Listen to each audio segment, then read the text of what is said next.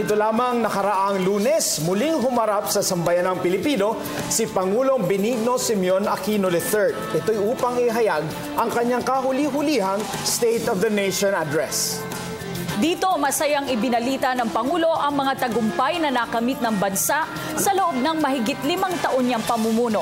Dagdag pa rito, inihayag rin niya ang mga hamon na patuloy pang haharapin ng bansa sa mga natitira pang buwan ng kanyang panunungkulan. Ngunit matapos ang sona ng Pangulo, ilang katanungan ang umusbong sa ating mga mamamayan. Gaano nga ba kritikal ang natitirang buwan sa Administrasyong Aquino? At gaano nga ba kalayo ang narating ng bansa sa 5 taon ng daang matuwid?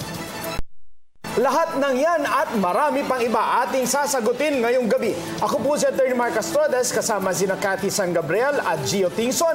Samahan ninyo kami sa isang oras ng paghimay sa isyong ito. Dito lamang sa Huling Sona ng Pangulo, a PTV Special Forum.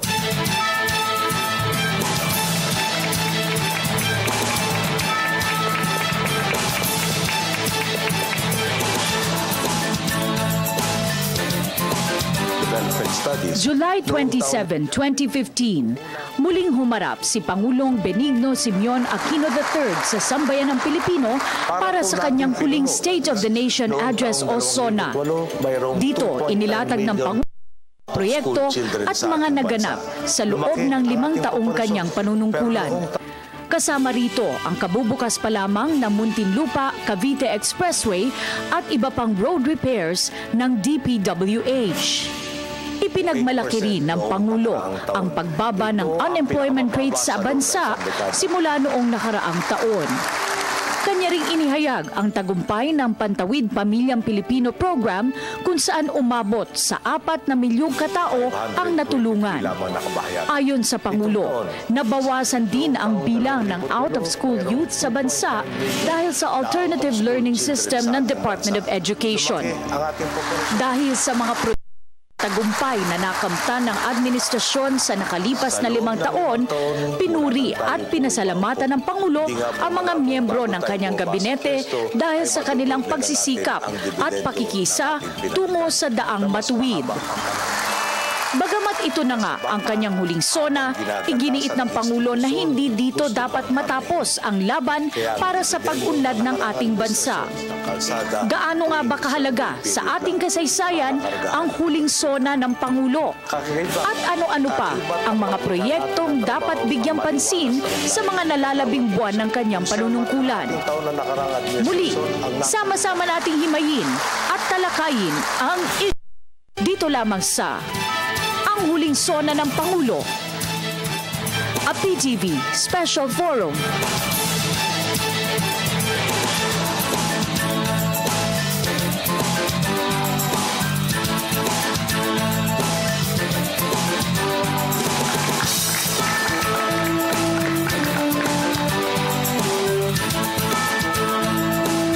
Magandang gabi, Pilipinas. Mark, mainit-init pa ang ating pag-uusapan ngayong gabi, ang SONA ng Pangulo nito lamang Lunes.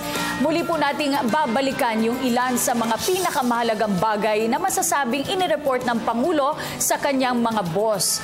Lahat ng yan ating tatalakayin at hihimayin. At syempre, Cathy, mapapag-usapan na rin natin ang reaksyon ng mga kritiko pagkatapos po ng SONA. Naging fair ba ang feedback ng taong bayan sa naging SONA ng Pangulo? Ano ba yung ating tingin dun sa structure ng kanyang SONA at yung kanyang iniwan na legasiya? Ito mahalaga kasi yung huling SONA ng Pangulo dahil nga doon halos na-encapsulate lahat ng nagawa niya nitong mga nakalipas na taon ng kanyang panunungkulan. Napakaganda naman ng experience. Tayo, kasama si Gio, kasama si BH. Siyempre, ang ating kasama si Gio will give his thoughts later on dun din sa kanyang, siyempre, parang reporting tayo nung SONA. Pero ito ngayon, analysis. Oo, kasi si Gio, sa kaalaman ng ating mga manonood, ay ang chairperson ng National Youth Commission. So kasama rin siya dun sa mga kasamang pag-unlad nating lahat. That's right. Kaya pakilala na natin ang makakasama ni Gio as a respondent sa ating mga katanungan at magbibigay ng opinion. Magsisimula tayo dito sa ating kaliwa. Nariyan na po si Aliana Terite, civil engineering student mula sa University of the Philippines. Magandang gabi po. si Aliana, yung isa sa mga na-feature dun sa Sona ng Very Pangulo. inspiring. Oo, babaya pag-uusapan natin yan. At dito naman sa kabilang panig, syempre kailangan natin makita yung konteksto ng State of the Nation address. Kailangan meron nito taon-taon. Alamin po natin yan mamaya mula sa ating historia na kasama ngayong gabi si Josh Duldulaw. Magandang gabi po sa ating lahat, mga kababayan. At isang naging subject ng SONA-CAT na parang may nasakop na dalawang bagay o dalawang objectives ay itong TESDA. Dahil ang TESDA nagbibigay ng skills, education, pero na-feature din siya dun sa ARMM. Parang it's a piece, it's a tool for the former rebels to be reintegrated into society. Kaya kasama natin, Attorney Teodoro C. Pascua, Deputy Director General ng TESDA for Operations. Magandang gabi sa inyo lahat. So, at ilagigatan natin sa konteksto, no? Bakit nga ba kailangan merong SONA ang Pangulo, Josh? Kung babalikan natin ang ating kasaysayan, yung State of the Nation Address, isa itong tradisyon sa pamamahala na nung sa simula ay kinuha natin sa ibang bansa na inadapt natin sa Pilipinas. Siyempre, ang pundasyon niyan lahat naman ay nasa Constitution. No? Sa 1987 Constitution, sabi sa Article 7, Section 23, na ang presidente ay magsasalita sa harapan ng mga mambabata sa joint session ng Congress sa pagsisimula ng regular na session na ito. So, sabi rin naman sa Article 6, Department, Section 5, na ang pagsisimula ng sesyon ng Kongreso ay tuwing ika-4 na Lunes ng buwan ng Hulyo. So dito yung mandato na kinukunan ng ating present na SONA. Pero kung babalikan pa natin, nung 1935 Constitution, ano ba talaga yung purpose ng State of the Nation? Sabi sa 1935 Constitution, the President shall address the Congress from time to time to give to Congress information on the state of the nation. Doon mismo niletrahan sa 1935 Constitution yung state of the nation. And also to emphasize mga pangangailangan sa pagsasabatas ng ilang mga pulis. Kaya mapapansin din natin yung SONA ng Pangulo, hindi lang yung kalagayan ng bansa, yung mga pag-unlad, kundi pati na rin yung hinihiling niya sa Kongreso na pagsasabatas sa mga mahalagang batas. Okay, bago nating tanungin si DGG Ted, pagtak muna tayo dito kay Aliana. Pero pakilala muna natin yung kararating lang, Kathy. Si Kasama po natin ang Public Relations Officer ng Pantawid Pamilyang Pilipino Program, si Ms. Grace Ponce. Magandang gabi po sa inyo, ma'am. Magandang gabi rin naman sa inyo at magandang gabi po sa lahat ng manonood ng SONA Forum. Ang tanong ko kay Aliana, Kathy, kasi eto na mga kritiko, magkatapos ng SONA, sabi nila, anecdotal, masyado na ang puro kwento at hindi naman daw ibig sabihin na kapag naging successful si Aliana, successful na yung buong Pantawid Pamilyang Program or yung buong termino ng Pangulo. Ano masasabi mo, Aliana? Para po sa akin, ginawa lang po akong modelo at huwaran ng ating Pangulo na kaya naming mga kabataan na under ng Pantawid Pamilyang Pilipino Program na umangat at magkaroon ng mga karangalan katulad nga po ng nagawa ko. Hindi ko po sinasabi na dahil sa akin na generalize na po na lahat ng tao o lahat ng mga kabataan na nasa ilalim ng Pantawid ay magiging successful na din o magkakaroon parehong karangalan na nakuha ko. Pero ang sa akin lang po, siguro po kaya ako po yung ginamit ng Pangulo dahil para maging huwaran sa mga kabataan at ma-inspire sila sa nagawa ko po sa buhay. I have a follow-up question for Aliana. Aliana, kung wala kayong natatanggap ng Pantawid Pamilyang Pilipino Program, would you have gone to college anyway? Para sa akin po, hindi po. Kasi mahirap po para sa amin na makapagtapos po ako ng high school. At syempre, ang pagtatapos ng high school, mas mahirap po yun para makapagtapos ka rin ng kolehiyo. So, laking pasasalamat ko po na nagkaroon po ng Pantawid Pamilyang Pilipino Program. Kasi po natulungan kaya ko, natuparin yung mga pangarap namin. Yung mga katulad ko na may determinasyon, na may pangarap, at tinulungan po nila kami para maisagawa yun sa tulong nga po ng Pantawid Pamilyang Pilipino Program. Attorney Ted, isa sa pinakamalaking pagbabago sa panahon ni Pinoy ay yung pag-shift natin dun sa focus ng bansa patungong tech-voc. At kasama na dito yung TESDA, kasama na dito yung K-12. Bakit naniniwala kayo deep in your heart, objectively speaking, hindi dahil kayo ay nasa TESDA, na this is the right direction? Among other things, ang isang malaking impact niyan ay pagtitignan mo ang kabuuan ng mundo, no? Marami sa atin mga advances ay aging. Doon ang isang pamantayan yan eh. Kapag ikay develop, okay nga, andyan yung all of the technologies are with you. But your citizenry is aging. Sino magpapatakbo ng kumpanya? Sino magpapatakbo ng iyong mga factories? Kaya mo makikita nga ang shifting ng economies of the world from Europe, from the United States, pumupunta yan sa Asia. Bakit sa Asia? Kasi sa Asia, nandiyan yung mas marami. Mas marami tayo basically, no? Tanggalin mo na muna yung kapitbahay natin na Chinese, no? Mas marami ang mga kabataan na nandito sa Asia. Ang development naman sa Africa is also a little bit lopsided. May kahinaan doon, pero sa Asia, nandyan ang development. Kaya tatanungin, how can I make my company sustainable? Paano ko mapapalago? Pumunta ka sa Asia.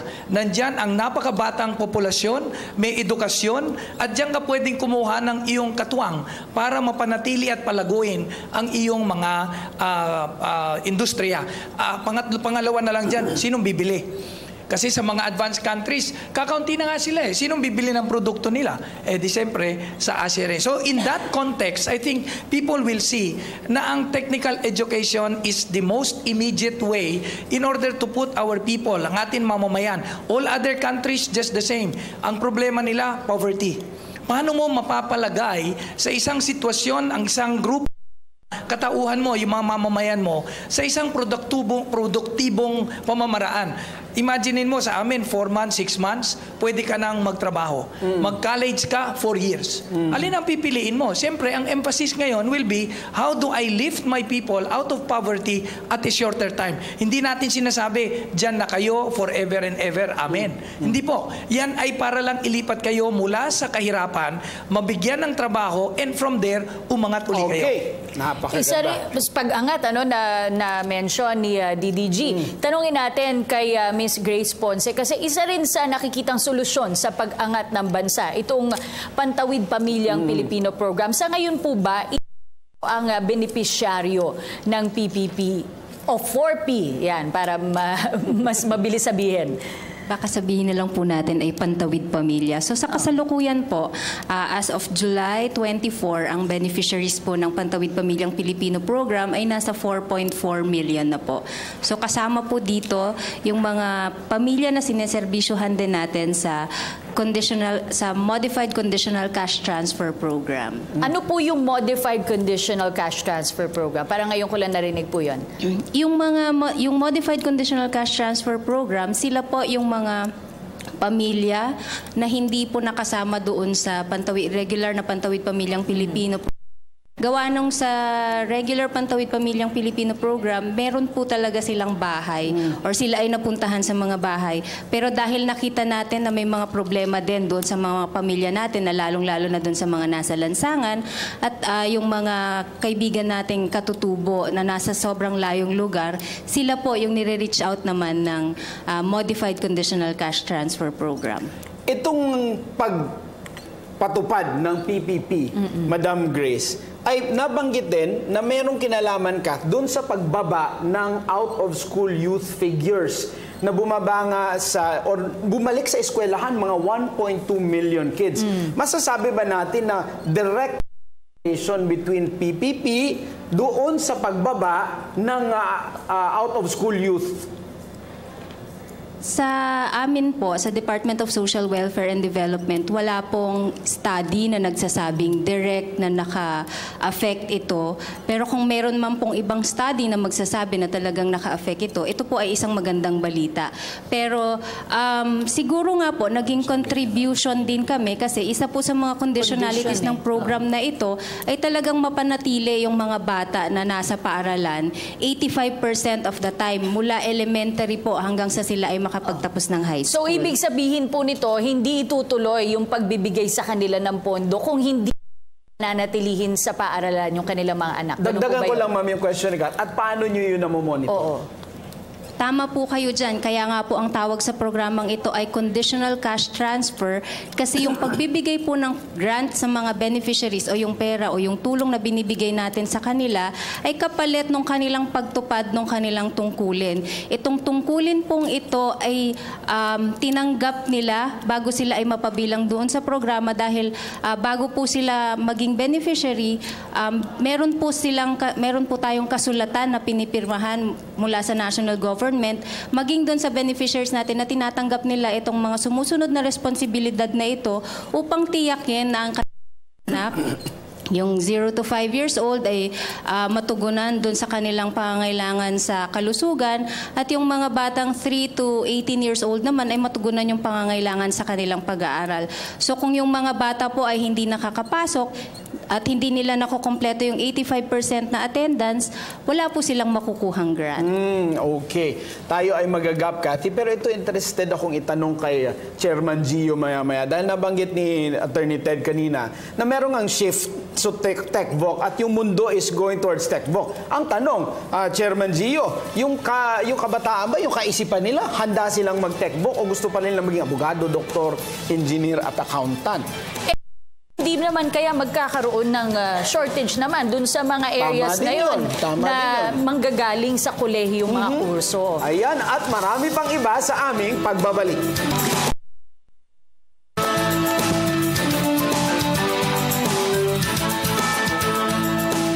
Nagpapatuloy po ang huling sona ng Pangulo, a PTV Special Forum. Kanina, Mark, merong kang katanungan para kay Chairman Gio Tingson. Yung priority ng Pangulo ay TechVoc at yung paghahanda sa ating mga kabataan sa kanilang kaisipan, do they see themselves being successful going through the TechVoc path? Chairman Gio.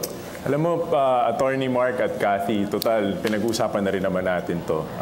Maraming notions ukol sa saan yung dapat na track na puntahan ng mga kabataan when it comes to education. At tinitingnan nga natin dito ay una, part of the jobs mismatch and the skills qualifications ay isa sa mga problema kung bakit mataas ang unemployment or underemployment ng bansa. Ngayon, we're trying to create a bigger and a better policy na kung saan nakikita po natin na itong polisiya na to, nakikita po natin na from kinder up to the day na makakuha ka ng isang trabaho, iniisa natin yung cycle. So binuo yung K-12, yung mga reforma sa TESDA from the Certification 1 to Certification 2, 3, and 4, DDG can expound, or sa mga courses na kukunin natin. Isa pang crucial na pagtanaw dito, bakit mahalaga yung konsepto ng qualifications ng mga tao. At I'm sure si DDG can talk about the Philippine Qualifications Framework ukol dito. Magkakaroon ng ASEAN integration.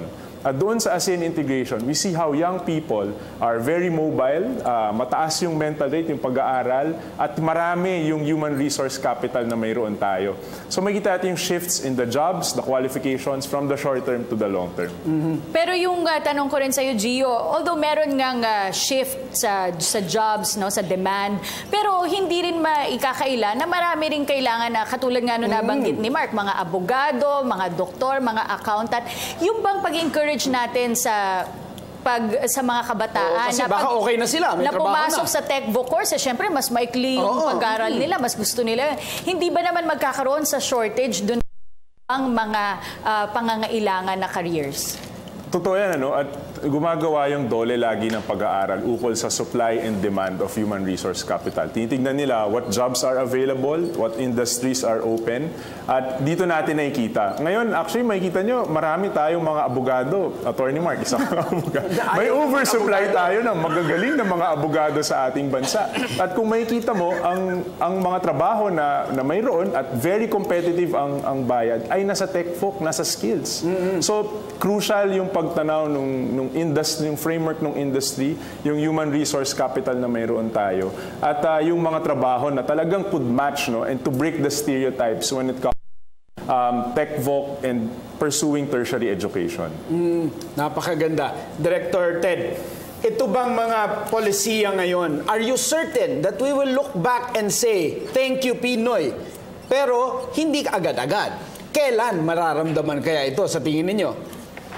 Siguro magpapasalamat muna tayo sa namumuno, si Pangulong Pinoy, pangalawa ang aming Secretary Joel, at nakita nila na talagang ito ay isang napaka-angkop, yung talagang time has come for it. A few years back, a few years back, ang TechVoc, linalang lang yan eh. During my time, we were the first one who took NCEE. Ng teacher namin, oy, pag kayo lumampas kayo, yung NCAI na ngayon yan, dati-dati NCEE. Kami yung unang batch na, 1973. Sabi nila, kung gusto niyo pumunta sa college, dapat ang grade niyo ganito. Kung hindi, TechVoc na lang kayo o vocational na lang kayo. Napakababa ng tingin. At that time, that was how it was looked at. But years have passed. At ngayon, nakikita, hindi pala yan ang dapat. Kaya nga panahon-panahon yan eh. Sa ngayon, I think we should look back, or we can look back from now, but not stop here. The law has provided RA 10647. Yan yung Ladderized Education Act. Hindi yan segmented. Oy, DepEd, hanggang dyan ka na lang, TechVoc, dyan ka na lang. Meron niyang tutuhugin. At ang ibang bansa, yan, meron na rin yan. Ibig sabihin, mag-DepEd ka, mag-basic education ka, kung hindi mo pa kayang dumiretso sa higher education, pwede ka mag-park muna sa TechVoc. After you take TechVoc, you will be given equivalence, pwede ka pa mag-higher education. Ngayon, ang problema natin, tingnan mo lang, Attorney Mark, tayo, abogado tayo. Kaya nga pumunta na ako sa TechVoc dahil oversupply na tayo. Every year, more than several thousands take the exam. But only 30%, 20% pass. Sa nursing lang for the last 2 years, 36,000 took the annual exam, only 10,000 pass. Saan napunta yung 24? What a waste of human resource. The best resource or natural resource a country is their human resource. Pabayaan mo na electricity, pabayaan mo na yan. Kung maganda ang pangangalaga mo sa iyong citizenry, that's the best human resource. Galing. Just a follow-up question. Kasi nabanggit nga ng ating Pangulo, by 2049, may mataas ang posibilidad na ang Pilipinas ay first world country. At isang malaking asset ng ating bansa para ma-achieve ito ay yung human capital na mayroon tayo. We have a young population. Ngayon na nakita natin ang human resource as an asset, saan niyo po nakikita na yung galaw ng pamahalaan on the long term, when it comes to advocating talaga, ano yung polisiya para sa ating human resources? Achieving, titignan talaga natin, 2049, first world as the President had said. Maganda yung batas na pinasa ngayon under the leadership of the President. Yung nga sinasabi kong Ladderized Education Enhancement, RA 10647, pinagdudugsong-dugsong na yung basic education, technical education, and higher education. Then may equivalence yan. Maganda yan kasi nga, hindi lahat pwedeng dumiretso. Sa dami ng fallout, ang dami rin hindi pangangailangan. Ngayon, dumadami na naman ang foreign requirements ng medical field, midwifery, yung mga nursing aid, and nurses. Pero if you will be dependent only on that, katulad nung nangyari a few years back, nagkaroon tayo ng glut. Nung bumagsak yan, wala na tayo. So ang importante talaga dyan, may strengthen yung institutions that will provide it. Number 2, raise the consciousness of the people na hindi naman porke diploma level yan, mas mataas yan sa society. Kailangan makita natin lahat, ano ang kakayahan ko? What are my giftings? Okay. What are my capabilities? Yan ang is-institutionalize natin. So speaking on the perspective of the young, tawagin naman natin ang ating mga young studio guests. Simulan natin kay Princess Molina mula po sa Universidad Manila. Good evening po. Ang tanong ko po para kay Mr. Josh. Sa tingin niyo po, bakit po kaya tinawag ng mga netizens na sincere speech ang huling SONA ni Pinoy? Tinawag sincere speech yung huling SONA ni Pinoy. Unang-una, alam natin na si Pinoy lang yung si Pinoy pa lang yung presidente na gumamit ng wikang atin sa kanyang SONA. So ang mga hindi lang ang mga netizens kundi ang mga mamamayan na nakapanood ng mga SONA ni Pinoy ay naiintindihan ano ba yung inuulat, ano ba yung mga figures na ito, at hindi lang yan, nandyan pa rin yung mga datos, hindi lang nagsabi ng mga porsyento ng economic growth kundi may mga datos na sumusuporta. Pangalawa, sincero kasi hindi niya itinago yung kanyang pagpapasalamat. Nandun yung pagpapasalamat niya sa lahat ng mga naging katuwang Nandun din, mayroon ding bahagi na nagsasabi ng pag-amin na oo, hindi ako perpektong presidente, pero sama-sama tayo patungo dun sa daang matuwid na ito. Simula pa lang ito at pinakikita, dahil nga dito sa mga pahayag na ito, nakaka-relate tayo, di ba? Kung ang wika na gamit ay wikang sariling atin, nakaka-relate tayo. Pangalawa, kung mag-usap tayo sa mga naiintindihan nating mga bagay, nagkakaintindihan tayo. So, yung SONA niya hindi nalayo dun sa puso ng taong bayan. Pero Josh, may isang komento sa social media na to. Ang tagal nung SONA. 2.5 or 2 hours and 15 minutes. Ito na ba yung pinakamahaba? No? Ito na yata ang 2 hours pinakamahaba. 15. Ito na ba yung pinakamahaba? At yung longest SONA pa rin, wala pa rin dadaig sa strongman na si Ferdinand Marcos. Pero yun nga, sa haba ng SONA, kinilangang buuhin ng ating Pangulo yung narrative ng pagtakbo niya, yung kinaabutan ng ating presidente hanggang sa sitwasyon natin ngayon. As a historian, bakit mahalaga na ikwento tong narrative na to sa SONA pa? Una, yung State of the Nation address ay ito lang yung pagkakataon na magkausap yung leader at yung taong bayan. Kumbaga, isa itong ritual ng bayan. Kailangan nating pagdaanan na malaman saan ba tayo dinala nitong leader na iniluklok natin. Kaya nga fitting yung narrative ni Presidente Noynoy, sinimulan niya ito mula dun sa simula, ano yung kalagayan ng bansa bago tayo dumating, bago siya dumating bilang presidente hanggang dulo. Kasi para mabuo yung storya sa atin, ito yung 6 na taon. Kasi panghuling SONA net, ito na yung huling pagkakataon niya na makipag-usap sa atin tungkol sa kalagayan ng bansa. So, kailangan buuin yung narrative na yon, kailangan makita, nahanap natin kasi. So, makita saan na tayo dinala nung daang matuwid na kanyang ipinangako. At ano yung mga indicators, mga detalye katulad dun sa 4Ps, sa TechVoc, lahat yan inilahad niya kasi kailangan buo sa atin yon. Kaya nga sa huli, dun sa iniwan niyang huling mensahe dun sa huling bahagi na ang naging dulot nitong administrasyon na ito, marami ngayong Pilipino ang nagkaroon ng kumpiyansa muli sa sarili at nagsasabing, kaya ko to. Diba? Speaking of kumpiyansa, Kathy, nabanggit ng Pangulo sa SONA, we will be first world country in 1 generation, 2047. Aliana, naniniwala ka ba dito? At sa tingin mo, yung iyong henerasyon ay naniniwala at naghahanda? Para po sa akin, kaya ng mga kabataan na katulad ko na gawin kung ano man po yung sinabi ng ating Pangulo. Sapagkat naniniwala po ako na kung ang ating gobyerno ay mag-i-invest sa mga kabataan na katulad ko, kaya po namin na magtulong-tulong at magkaroon ng pagkakaisa upang isulong ang adhikain na itayo o paunlarin ng ating bansa upang maging isang first world country. Follow up ko lang, Kathy. Go ahead. Itong nabanggit mo kanina sa sagot mo kay Ate Kathy na tanong, yung 4Ps, ang sabi, napakaraming pera ang ginagastos dyan, pamigay sa mga benepisyaryo. Kung ginamit daw yan na pagpatayo ng MRT, pinagpatayo ng school, o pinagpatayo ng kung anumang programa, mas bibilis daw ang ating paglago. Ano ang tingin mo dito? Siyempre, kailangan mong timbangin. Para po sa akin, hindi po. Kasi po, ang 4Ps, nag-invest po siya sa mga tao na mahihirap na pamilya sa ating bansa. Which is tama po. Kasi po, katulad nga sinabi ko kanina, maraming mga kabataan na gustong mag-aral pero hindi nila kaya dahil marami po silang financial problems. Kung ganun po, kung tutulungan niyo po yung mga kabataan na katulad nun, makakatulong po sila para sa pag-angat ng estado ng ating bansa. At sa aking palagay, hindi naman po dapat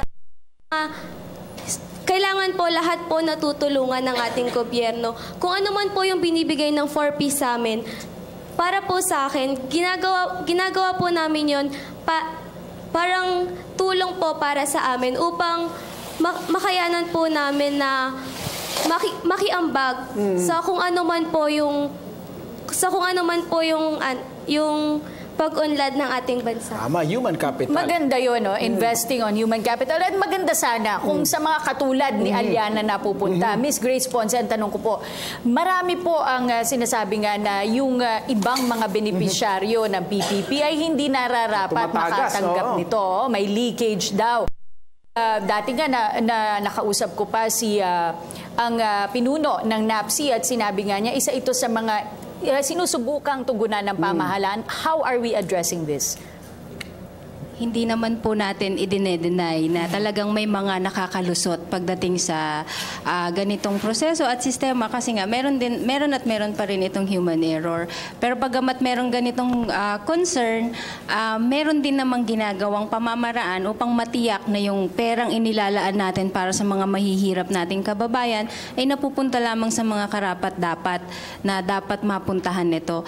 Isa nga po doon sa ginawa ng ating pamahalaan upang tiyaking maging dapat ay yung pagkakaroon National Household Targeting System for Poverty Reduction. Tandaan po natin, nung inumpisahan ng Pantawid Pamilyang Pilipino Program, wala pa po yung ating National Household Targeting System for Poverty Reduction Program. Ito po ay yung tinatawag nating listahan o yung sistema o pagpoproseso na kung saan ang kabahayan ay ina-assess kung sila ba ay mahirap o hindi. Tapos simula po nung 2010, doon na po natin kinukuha yung mga beneficiaries natin.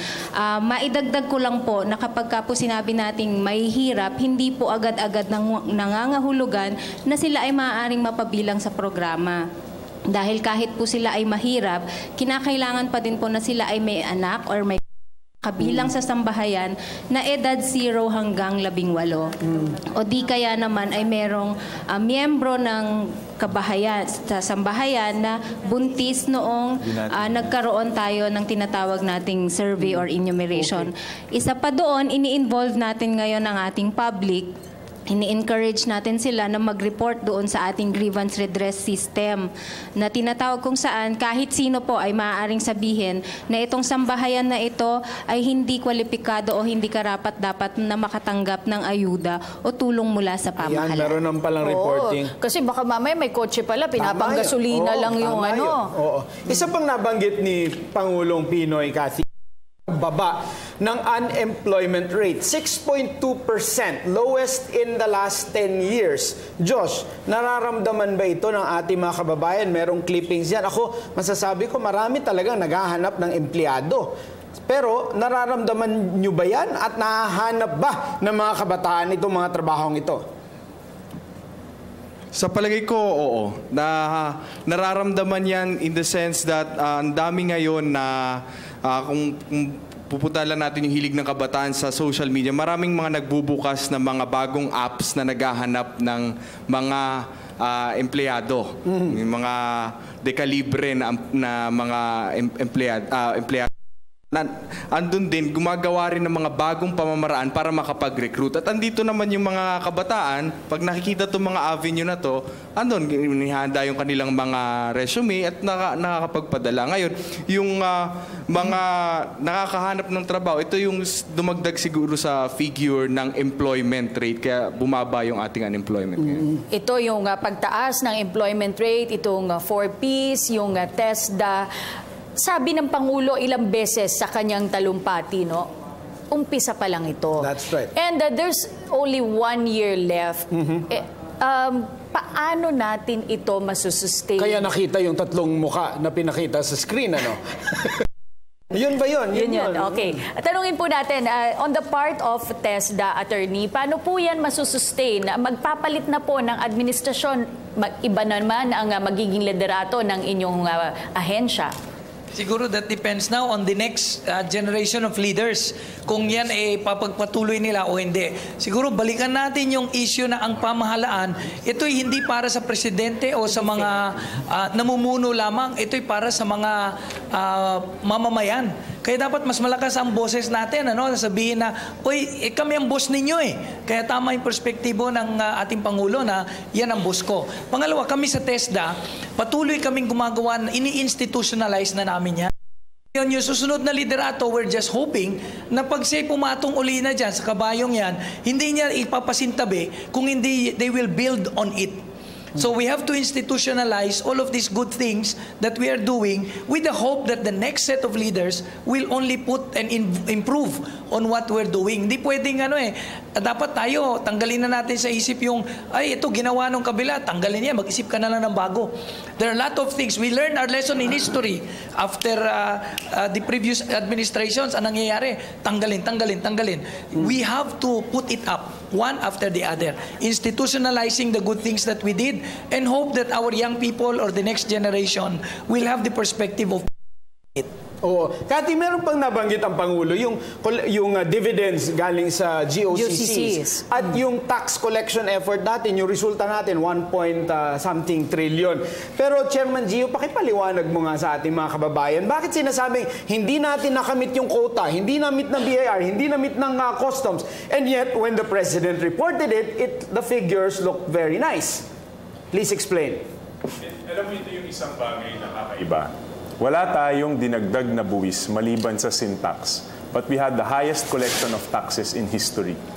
In fact, kahapon sinumiti po ni Budget Secretary Butch Abad sa Kongreso ang budget na 1.6 trillion pesos. What good governance does? Yun yung isang bagay na dapat nating tingnan. Ngayon, in terms of targets, kanya-kanyang ahensya kasi may set targets na syempre paninindigan at pupuntahan. Within and without. Actually, kung titignan natin, BIR has been reaching its quota and targets. Kaya po mataas ang ating koleksyon ng buwis, nagagamit ito sa tama. At talaga nakikita naman natin, yung koleksyon na napasok ay nagagamit doon sa mga programa na dapat magkaroon ng pondo. Okay. Isa sa Ako naman ang magtatanong. Sige. Speaking of usage ng pera, Ma'am Grace, kayo po ang spokesperson ng Pantawid Pamilya. Nabanggit ng ating Pangulo yung chismis o yung controversy ukol doon sa 30% spoilage na naroon. At I think lumabas po ito sa isang ADB report na nabahagi nga itong 30% spoilage. Pwede niyo po bang i-expound itong pangyayari na ito? Sasagutin po yan ni Ma'am Grace sa pagbabalik ng inyong PTV Special Forum.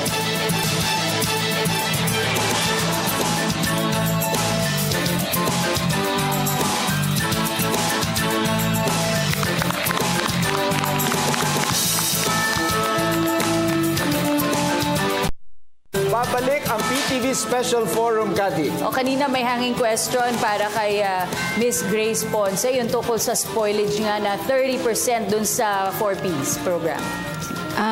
Bago po muna yung tanong, hindi po ako yung spokesperson, pero nandito po ako ngayon para sagutin lahat yung mga tanong sa abot po ng aking makakaya. Bagamat itong isyong ito ay sinagot na po ng DSWD at ng ADB, naglabas na din po sila, nais ko lang din pong liwanagin na yung 30% na leakage po na inilagay doon sa report na yon ay hindi po yung 30% ng total number of the beneficiaries na 4.4 million. Kung titignan po nating maigi yung report na yon, yung report po lumabas noong 2012, ang nire-refer po niyang leakage ay yung database po or yung kasalukuyang beneficiary ng Pantawid Pamilyang Pilipino program noon pang 2009. Noong 2009 po, wala pa pong listahanan or yung National Household Targeting System, kaya po malaki yung leakage rate. Pero tandaan din po natin na based doon sa international standard, acceptable po ang 30%. Kaya bagamat malaki pa din naman po siya. Yes. Ma'am Grace, ito naman po isang tanong. May raming mga programa na pinesenta ng SONA. Halimbawa, ang TESDA ay nagpresenta ng STAR. Kayo po ang Pantawid Pamilya na merong mga pare-parehong outcomes tulad ng trabaho, pagsimula ng business, etc. Paano na-determine ng bawat ahensya yung prioridad ng pagbibigay ng mga programang ito?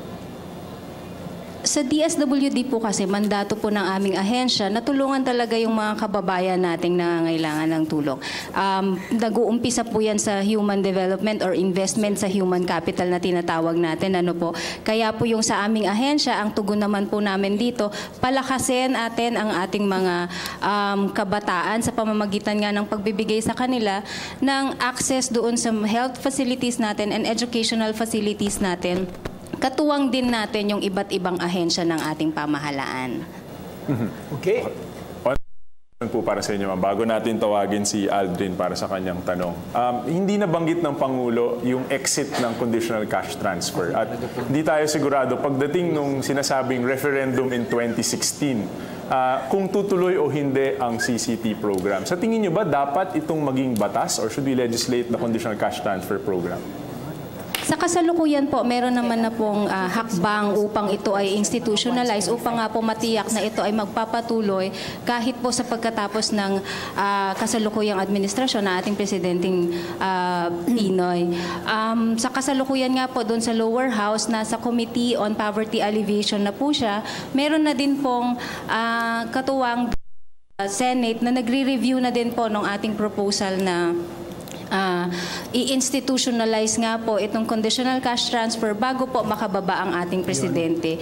At kung maidagdag ko lang, base naman sa aking opinion, parang sa tingin ko naman ay walang leader na mangangahas na ihinto ang programa na nakakatulong directly sa mga kabataan. At sino ba namang tao ang hindi gusto na yung mga ipoproduce niya ng mga generation ay malulusog at nakapag-aral. At nandito si Aliana para patunayan na may success talaga doon sa mga programa na yun. Tawagin naman natin si Aldrin Bacaya mula sa Colegio de San Lorenzo para sa kanyang tanong. Good evening po.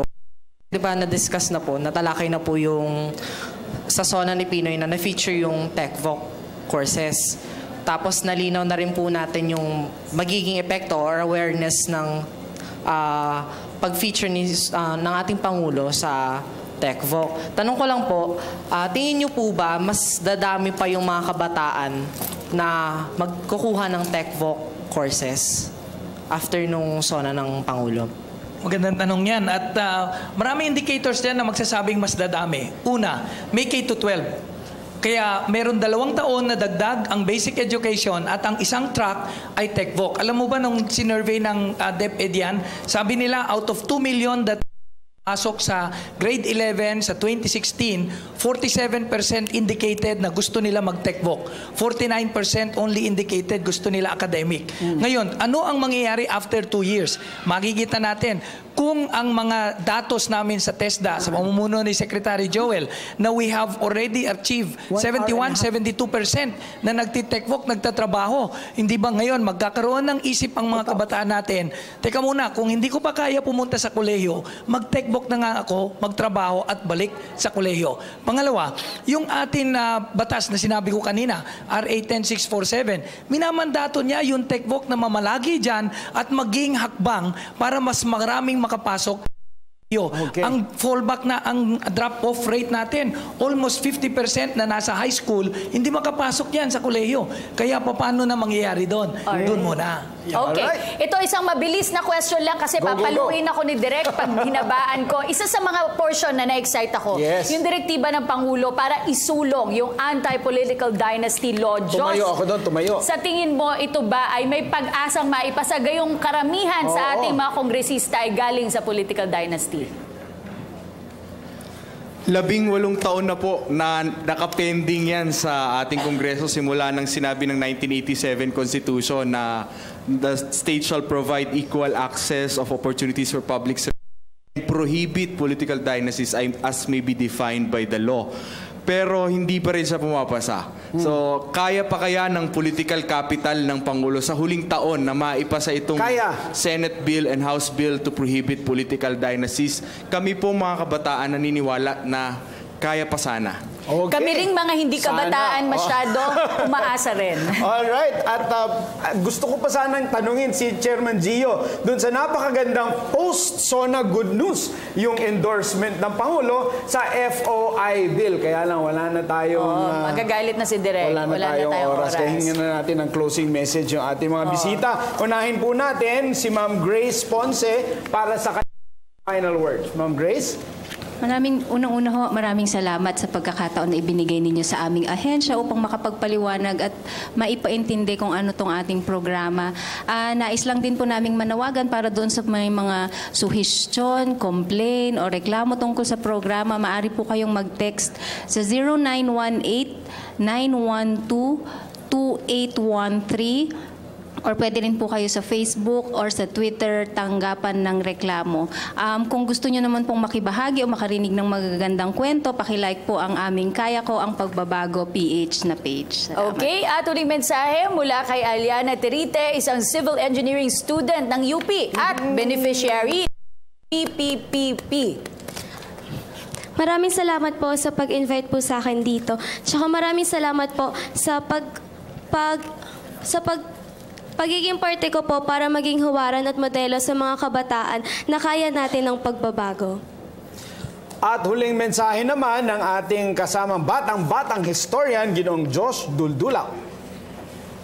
Sa huling sona ng ating Pangulo, nabuo ang kwento ng 6 na taon ng kanyang administrasyon. Tayo naman, anong naging parte natin sa kalagayan ng ating bansa? Kung wala pa tayong nagagawa, ang pinakamahalagang magagawa natin ay isipin kung paano maitutuloy ang nasimula ng administrasyong ito sa ng pagpili natin ng tamang leader sa susunod na halalan. At huling mensahe mula sa Deputy Director General ng TESDA Operations, si Attorney Teodoro C. Pascua. Salamat muli at sa ngalan ng aming namumuno, Secretary Joel, amin pong nakikita na kapag bibigyan natin pagkakataon ang tama ang gawin at ang matuwid na daan na sabi ng ating Pangulo, hindi laging popular yan. Ngunit kung yan ay tama, dapat natin gawin kung ano ang tama, hindi lamang ang popular. Sabi namin lagi, sa TESDA may choice ka, sana pakinggan kami ng susunod, ng mga susunod pang mga kabataan. Maraming salamat po.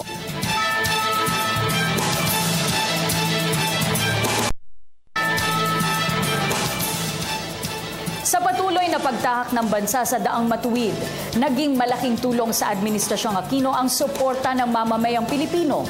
Naway hanggang sa huli ay maging bahagi tayong lahat ng reforma at kaayusan na atin ang nasimulan.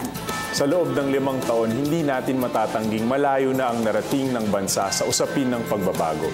At sa mga natitirang buwan ng Administrasyong Aquino, naway maabot pa ang mga nakabinbin na programa sa kabutihan ng ating sambayanan. Ang misyong ibangon ang Pilipinas mula sa pagkadapa at kahirapan ay hindi isang bagay na makakamit natin sa loob ng ilang taon lamang. Mahirap, ngunit posible. Na itong nasimulan. Sana ay maipagpatuloy pa po ng bansa ang progresong ating natatamasa sa kasalukuyan. Ako po si Attorney Mark Castrodes, kasama si Cathy San Gabriel at Chairman Gio Tingso ng NYC na may nakatulong po ang isang oras ng pagsama sa aming talakayin ang mahalagang isyong ito. Dito lamang sa Ang Huling Sona ng Pangulo, a PTV Special Forum.